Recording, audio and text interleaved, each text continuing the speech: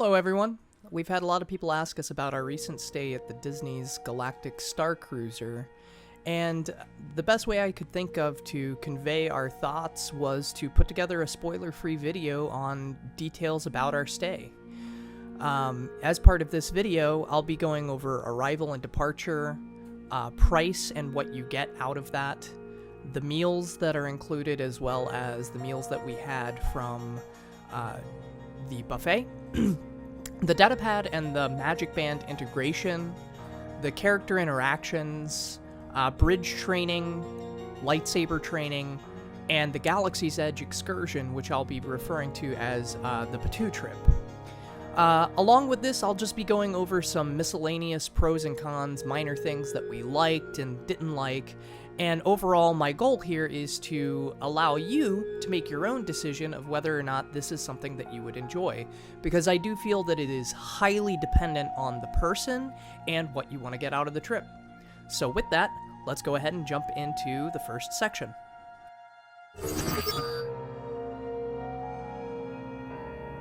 So first, let's talk about arrival and departure. Whenever you arrive at the Starship, you'll drive up to it. It's a hotel that's behind Disney's Hollywood Studios, and everything is done valet style. So you'll drive your car up, wait until there is an opening, and then you'll unload your bags. They'll get tagged. Your large bags will be placed aside, and you'll get in line to wait to get into the Starcruiser itself. At this time, you'll get checked in, and you'll be given your special magic band, which I'll talk about here in a second. Depending on when you arrive, you may have to wait in a little bit of a line, because the first shuttle to the Starcruiser doesn't launch until 1 p.m. And because of that, if you arrive a little bit early, you could be waiting like we were. However, if you do arrive a little late, that's not a problem either, because you still get the whole shuttle experience going into the Starcruiser itself. Once you arrive, your party will be given a concierge who will show you around the ship, take you to your room, show you how to use the facilities there, as well as direct you to food if that's what you want. You'll have a direct line to this concierge from your room should you need anything during your stay. As far as leaving goes, one thing to note is that you'll have to have your bags outside of your room by 8 a.m. if you want the valet to take them for you. They give you tags to put on your large bags, and one nice thing is this prevents you from having to carry them up the stairs or fight for elevators with other people in the morning. That being said, if you do choose to have the valet take your bags and you have your car valet parked, they will go ahead and put your bags into your car whenever they bring it back to you. And when they arrive with your car, the valet will open up all of the doors and the trunk to show you and allow you to check to make sure that you have all of your bags before you leave.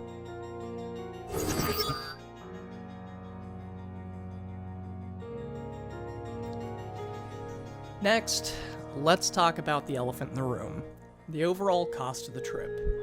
Since this is one of the major things that people are curious about, I'll give you a breakdown of the total cost of our trip with a detailed discussion of what's included, along with a relative comparison to purchasing the various things individually.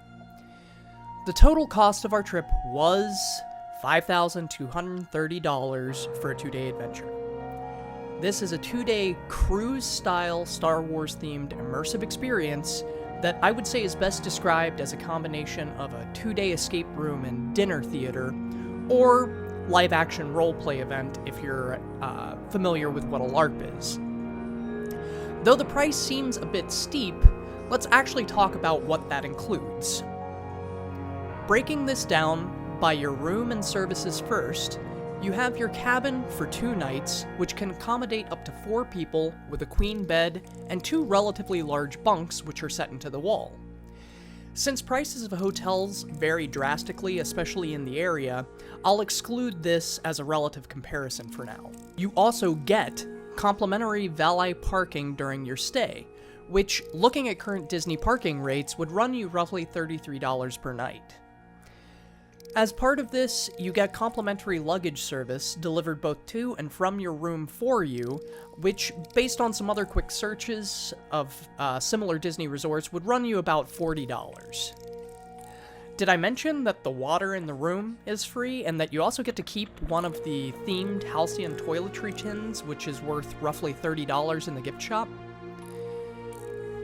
If you don't have a phone or a tablet to use for your Datapad during your stay, the hotel also includes the use of a tablet and power banks for recharging your devices if you're running low on power for use both throughout the ship and during your excursion to the park, so that you don't miss out on any of the fun. This would run you roughly $30 in any other circumstance. You also get a free Hollywood Studios park pass and reservation, which would cost you between $120 and $150 plus tax per person, depending on when you go. This includes 2 free Lightning Lane passes, which are untimed, allowing you to use them whenever you want for both the Smuggler's Run and the Rise of the Resistance rides in Galaxy's Edge. These would be roughly $15 to $20 per person per ride. While in the park, you also have a free meal voucher for food and drink, which was good for about $25 from what we could tell at either Ronto Roasters or Docking Bay 7. During your park outing, you can return to the launch point at any time and grab one of the free bottles of water throughout the day, which would run you roughly $3 per bottle at any of the service stands throughout the park. You also get a special Halcyon Starcruiser magic band, which is engraved with your name on the bottom, and is used for most of the special activities and interactions on the ship and in the park. Looking this up, it would be about $40 plus tax per person to buy individually. You also get 2 3-course meals and unlimited food and snacks throughout the day from the buffet and snack carts, which would run you from $15 to $20 for quick service food in the Disney parks, or $20 to $30 plus tax for table service.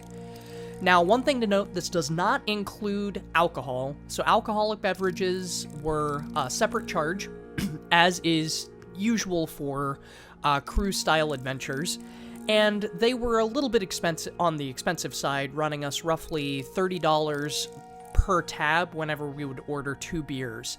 But that also includes 18% gratuity for every time you order. One thing to note is that you also get a few other free goodies along the way, such as an extremely nice Halcyon Starcruiser pin that you get to wear around the park that identifies you as one of the Halcyon's passengers.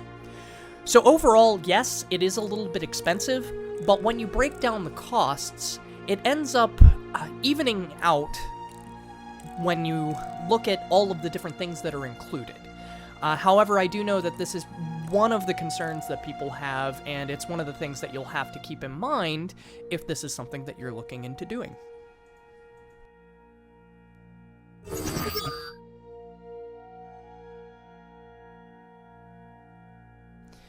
Now let's talk about the food.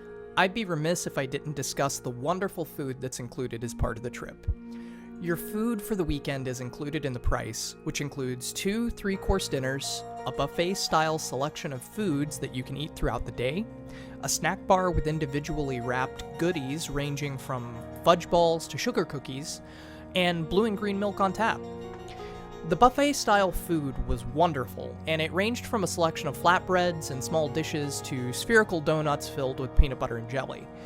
The portions were small and great for having a little bit of everything. However, nothing prevents you from getting more of anything you like. There was soda, water, and colored milk on tap, as well as fresh brewed coffee available throughout the day. Also, you get a meal voucher for the park during your Batuu trip, which I won't go into much detail on, as if you've been to Galaxy's Edge, you know the type of quick service food you can get there. The crown of the meals, however, were the 2 sit-down dinners. There's an early and a late seating, and we chose the early seating for both nights. These are 3-course dinners, which are served family style based on a pre-selected menu that has a range of different foods each night. They provide you with everything that's on the menu, so you don't have to worry about choosing or missing out on any one thing. You're seated at a large table with other parties to give you a chance to mingle, and I believe they even sit you based on some of the decisions that you've made on the storylines to that point. Don't worry though, each party is given its own set of food, and so Kate and I didn't actually have to share ours with anyone else at our table. The first night, we had a selection of chicken and beef and veggie dumplings with a variety of different scrumptious dipping sauces. That was followed by a selection of plates including beef tenderloin, stewed shrimp, bourbon glazed chicken, herb-flavored rice, and a variety of spiced vegetables, and that was topped off with a yuzu and passion fruit jelly with caramel whip. The second night, which was the chef's dinner, we enjoyed a bread service with various styles of bread, cheese, and dipping sauces, followed by an iced shrimp cocktail that was on a really, really cool dry ice bed, braised beef short ribs, seared whitefish, and then finally topped off with this really cute themed chocolate cake. One thing to note, if you're a picky eater, the menu dinners are preset. You have everything on the menu delivered to your table without the option to alter it. However, the buffet style food that's available throughout the day and the dinners have a range of things that go from exotic to what they call the youngling menu for picky eaters. So chicken tenders and mac and cheese, things like that. So overall, even if you're a picky eater, you should be able to find something that suits your palate during your stay.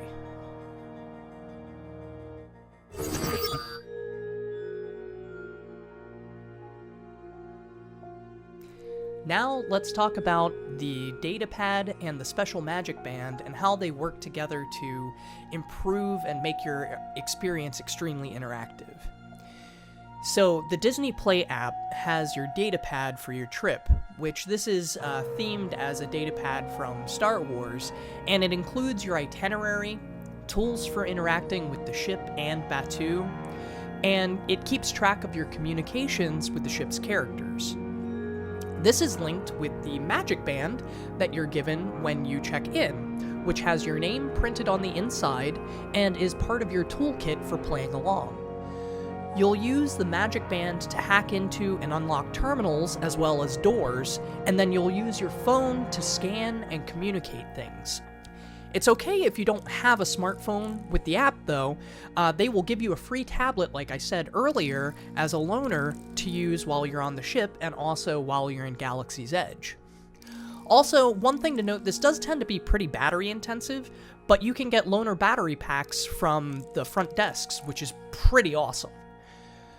As time goes on, you'll get more communications on your Datapad from the different characters. And one of the neatest things is that the Magic Band itself, which gives you an untimed lightning pass to both Rise of the Resistance and Smuggler's Run, will trigger things on your Datapad as you go on those rides.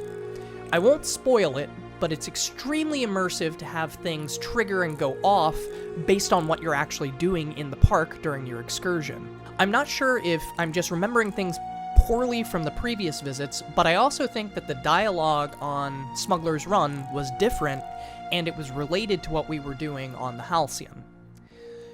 As you do things on board, your Magic Band will allow you to do more things. For instance, Kate and I, through some smooth talking and missions, had the ability to unlock the ship's cargo hold.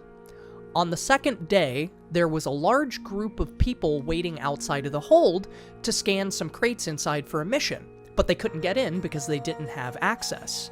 We were able to walk up to it and unlock the door for them and help them find what they were looking for. Overall, both of these added to the experience in a way that created an extremely immersive and amazing experience.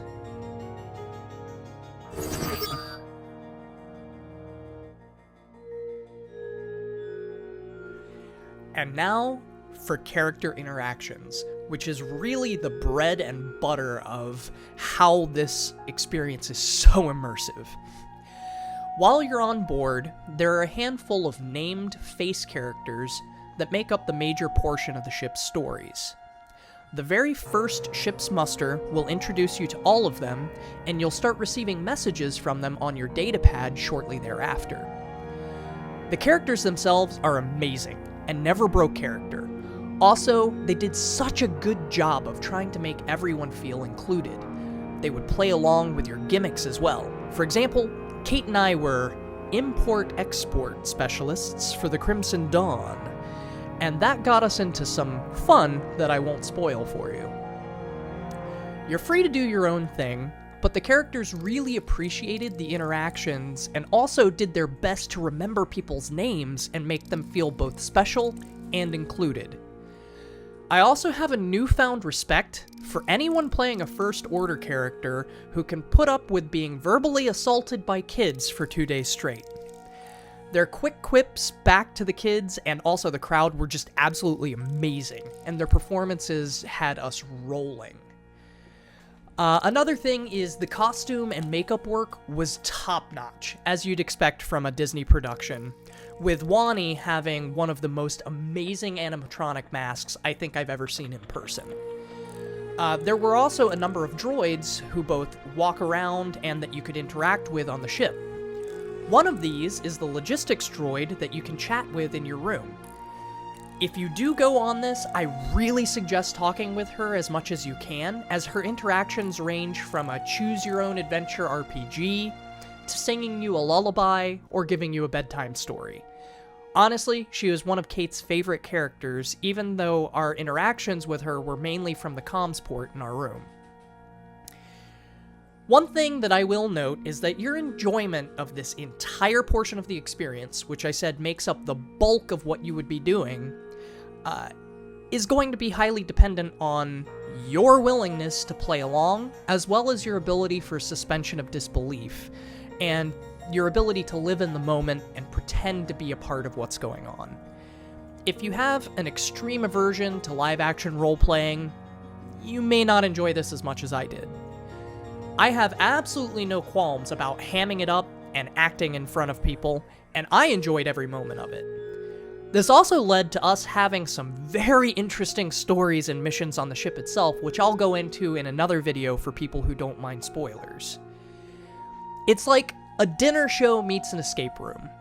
If you can't see yourself playing a character and don't want to be a part of a story, this experience might not be for you for the price, unless you're willing and happy to just sit and watch a show unfold around you. Don't get me wrong, there are some amazing theatric moments that happen, even if you do nothing. But I don't think you'll enjoy it or get quite as much out of it unless you really want to participate and get into it like we did. Or if you just enjoy dinner shows and watching theater go on around you. But it was absolutely amazing.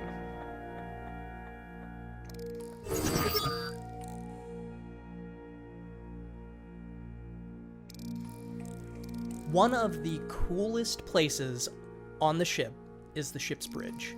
Imagine this, a giant viewport to space, consoles of all shapes and sizes, colors, LEDs and holograms for days. And one of the major activities that you get to do that you're scheduled for is to learn how to man the bridge with guidance from the ship's AI. There are a bunch of stations on the bridge itself that support up to 8 people at each, and range from the ship's weapons, to systems, to shields, and each one has its own goal and associated minigame. You'll be put at a station with others, and given a team. For example, we were the White Wampas, and you'll stick with your group for this activity, which actually really made it fun and a bonding experience for me and Kate, and we psyched our team up all weekend when we would see them around the Halcyon.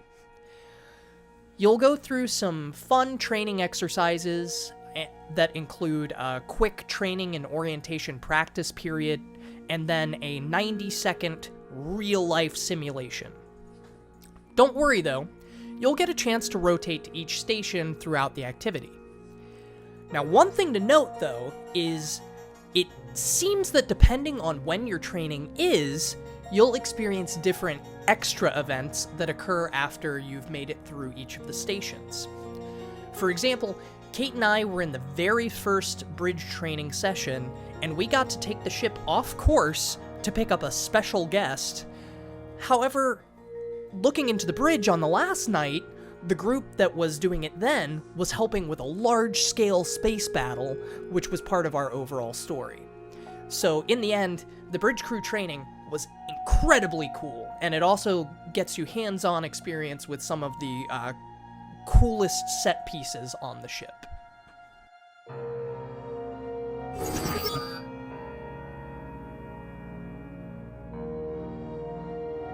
When you were a kid, did you want to learn to block blaster fire with a training droid like Luke on the Millennium Falcon? If you answered yes, then this activity will probably give you the closest experience that you can get to that, while still remaining within reason.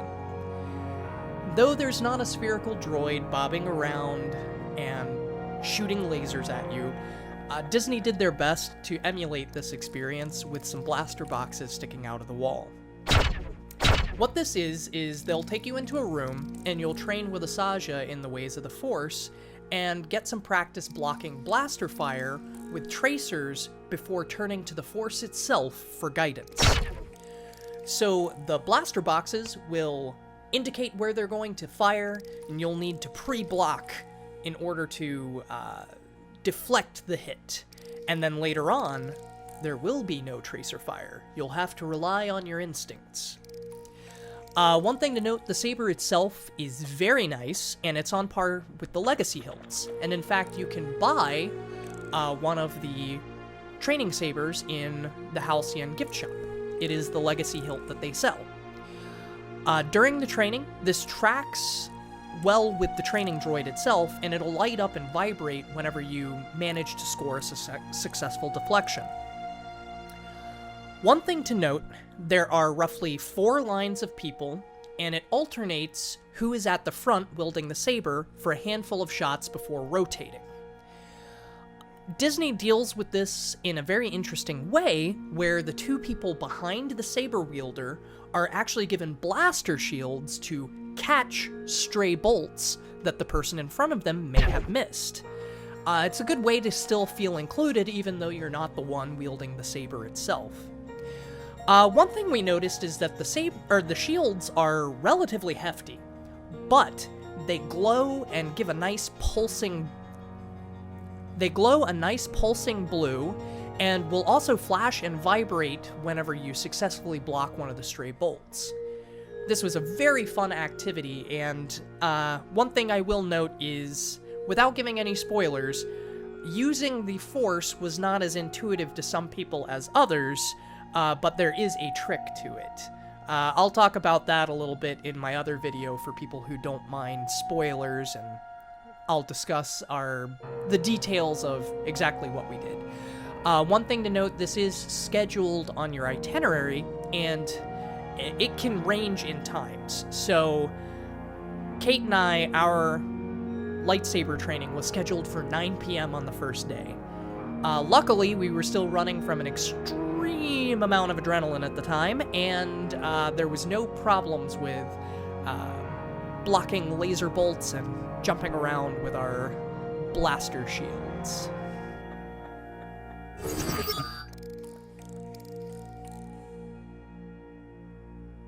So I'm not going to talk much about Galaxy's Edge itself. I'm just going to focus on how the experience differs if you're staying on the Halcyon.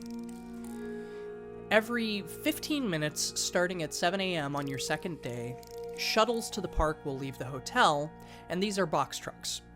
They are themed as transport ships, and they're treated as such by the employees. Inside, though, it's so cool. It looks exactly how you'd expect. You never see the outside of the transport, so it really doesn't break the immersion that they're box trucks. Before you leave, you're given a special Halcyon pin to wear while you're in the park that identifies you as one of the Halcyon's passengers.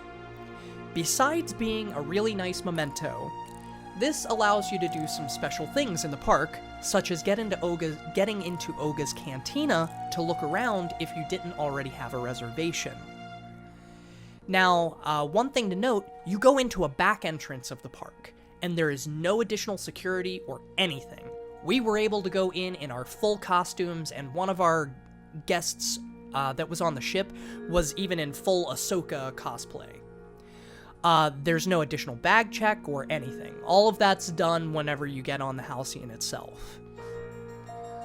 Now, while in the park, your itinerary itself on your datapad will have been updated with several missions that you can go on, which will take you across the park doing various things like talking to people, scanning crates, or hacking things like the droids.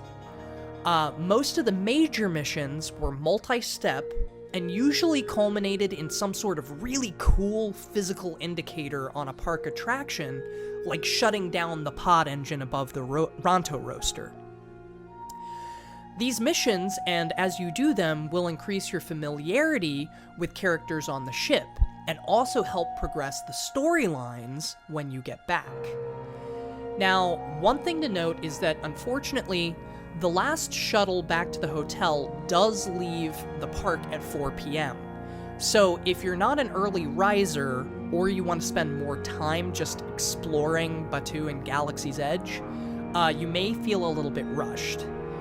They do make up for this by giving you 2 free, untimed lightning passes to both Rise of the Resistance and Smuggler's Run, which the first time you ride will trigger things on your datapad.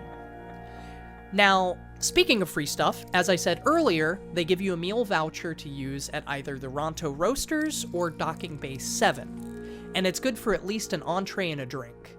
I honestly don't remember what else is included, as we spent most of our time running around like chickens with our heads cut off doing missions. There's also a special area for the ship passengers in the park that you can move into away from the crowds with free water bottles if you need a breather. Also, if you're having trouble completing any of the missions, the Halcyon crew members at the port back to the ship are extremely helpful, and also totally happy to help you and play along.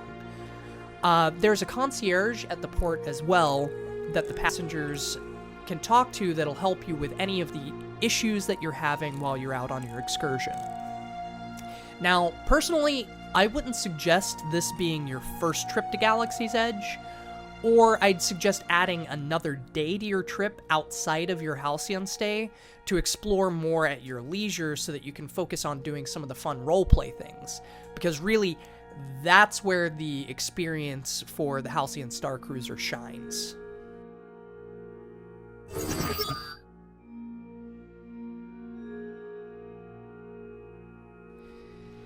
Lastly, I just want to talk about a few different things that didn't fit into any one major category.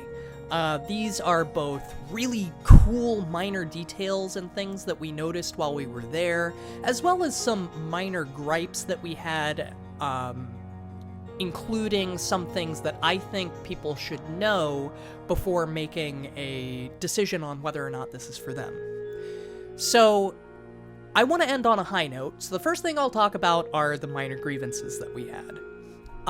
First and foremost, though they do have blue and green milk on tap, it's not the near slushy consistency that you get in the park, and it has a little bit of an off-putting texture, which made us a little sad. I was looking forward to gorging myself on blue milk all weekend, and in the end, after a couple of sips of 1 cup, I think that was it for me. The taste is exactly the same, it's just it's an odd texture. Another thing, if you're not a social person, you may not enjoy the experience as much as I did, as it's very much a group activity. And if you choose to participate in the goings-on, you will be forced to interact with and work with other guests. There was not a single time where it was just me and Kate alone on the ship doing storyline stuff. There was usually at least one, or more likely, a lot of other people doing the same thing. Another thing to note, if you don't like schedules, or you prefer to sleep for an exorbitant amount of time, you may be unhappy with the stay. You're not forced to do anything, but if you really want to get the most out of your experience, it's gonna behoove you to try and make it to the activities listed and also give yourself enough time to do everything. You only have 2 days of a stay, so it's worth it to lose a little bit of sleep, in my opinion. Another thing, and this was a pretty big one for us, there's only a single 4-player Holo Sabacc table, which is located in the Sublight Lounge.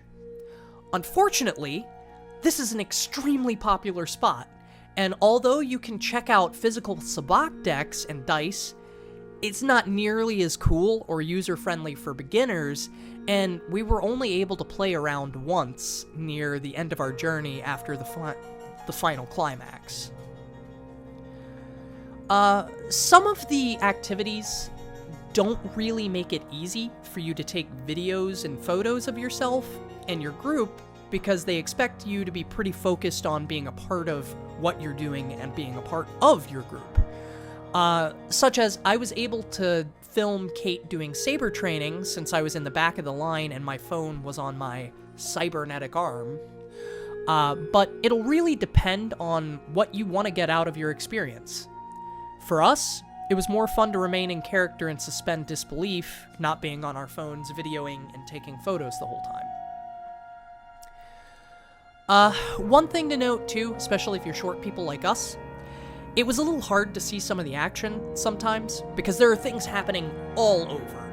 And a lot of the more intense stuff actually goes on in the atrium on a catwalk. If you're short, you have to try and strategically position yourself to see everything. Now, I will note that the cast do a pretty good job of trying to put people in a position where they can see, though. This is just an unfortunate side effect of having an organic show going on. As I said earlier, alcoholic drinks can be pretty pricey, but they're on par with what you'd expect for a cruise. It was $32 for 2 beers each time we ordered them, and one thing to note is that does include 18% gratuity, which was automatically added. Non-alcoholic drinks are free and unlimited in the dining hall, and that included sodas, hot tea, coffee, and like I said, blue and green milk. Now, this isn't really a con, but there was no physical indication, like a shake or a rumble, to tell when the ship was jumping between locations. It would have been cool if they used the ship white noise that you hear in the movies as well, but neither of those really broke the experience or ruined our immersion. Another thing to note, not included in the price is a private photo session. We opted to do this, and you can buy a private photo session, which nets you 20 minutes with a professional photographer, but other than that, there aren't any photo pass or other candid photo video stuff in the ship, and if you opt not to do the portrait, you may not get any very nice photos other than what you take on your phone. Okay, so minor nitpicks and grievances, let's talk about some of the really cool stuff that we noticed.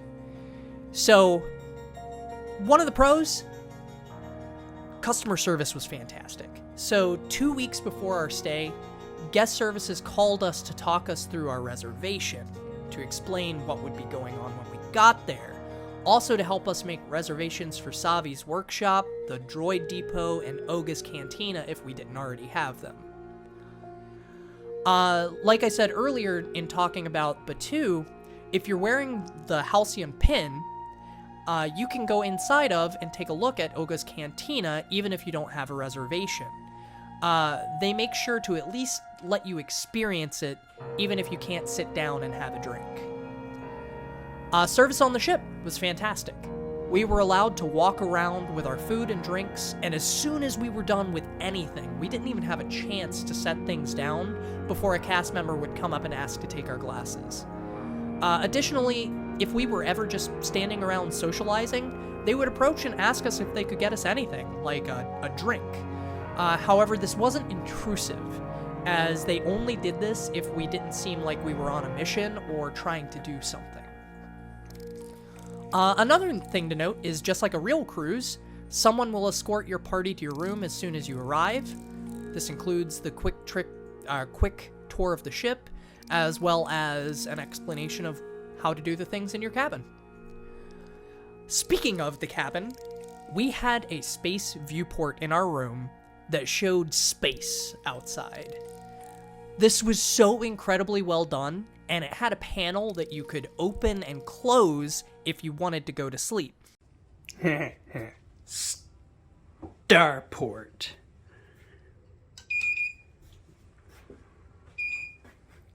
Close the window.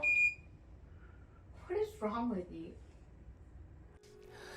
The best part of this, though, and the same is true for all of the windows to space outside the ship, was that depending on what was going on, and based on what the people in the bridge were doing, the view would change.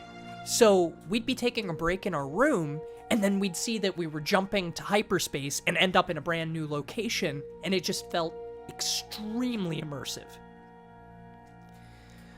As I said earlier too, there's a little snack bar in the atrium that has some really amazing individually packaged sweets and snacks, and you also get a glass water bottle in your room that you can refill at any time in the atrium with either cold, ambient, or sparkling water.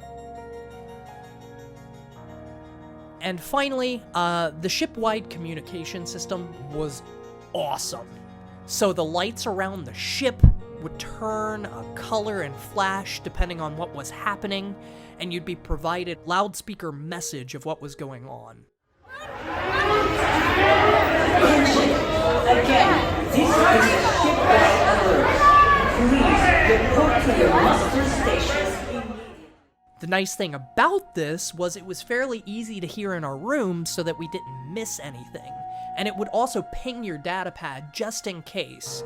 Though you could hear it in the room if you were doing something or had a TV on or a white noise machine, it wasn't so loud that it would disrupt you or wake you up in the middle of the night. All of the planned activities for the ship ended at 11 p.m. So there you have it. That was our Star Wars Halcyon Galactic Starcruiser experience. It was an absolutely amazing time.